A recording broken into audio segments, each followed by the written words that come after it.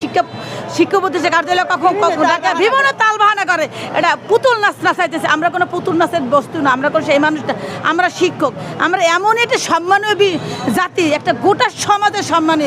কারণ আমরা মানুষ গড়ার কারিগর, জাতি গড়ার কারিগর, উন্নত রাষ্ট্র গড়ার কারিগর, সকল স্তরের সকল দপ্তরের সকল প্রতিষ্ঠানের অফিসার গড়ার কারিগর।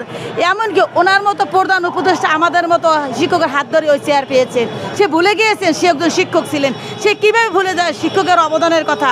কেন এতটা কষ্ট? এই প্রেস ক্লাবে মাসি মশা, এই মাসি মশা মাসি রাত্রি, এই না আমার ভাইরা বোনেরা আমরা কষ্ট করে এখানে থাকি, ঘুমাই, কিন্তু একবেলা খেলে দুই বেলা খেতে পারে না। আমাদের একটাই দাবি, আর কোনো কথা নয়। আমাদের পূর্ব ঘোষিত যে জাতীয় পর্যায়ক্রমে জাতীয়করণ করা হবে, সেটাকে বাস্তবায়ন করতে হবে হবে হবে।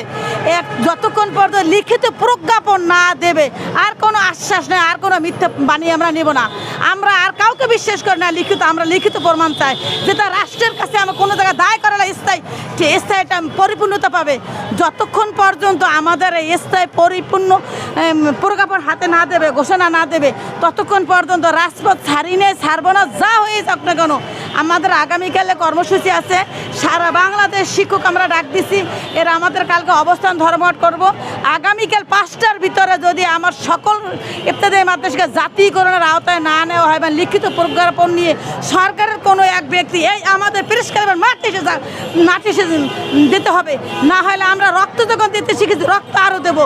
কত রক্ত নেবেন আর কত গুলি দেবেন? বহুত কষ্ট দিয়েছেন, হাতটা এখনও ব্যথা করছে না। যতগুলো রাবার গুলো দিয়েছেন, যতগুলো পুলিশই সার্জন, তারপর মহিলা পুলিশ না পুরুষ পুলিশ আমাদের নির্যাতন করছেন। এই বিচার তো ওনার করতেই হবে, কারণ উনি আমাদের তামসা দেখার জন্য বসেছে। ওইখানে বসে বসে তামসা দেখে। তার পক্ষে রাষ্ট্রপক্ষের NSI বলেন, পুলিশ বলেন, রাষ্ট্রপক্ষের মিডিয়ার লোক বলেন, সেকেন্ডের খবর সেকেন্ডে সে দেখতে পাচ্ছে।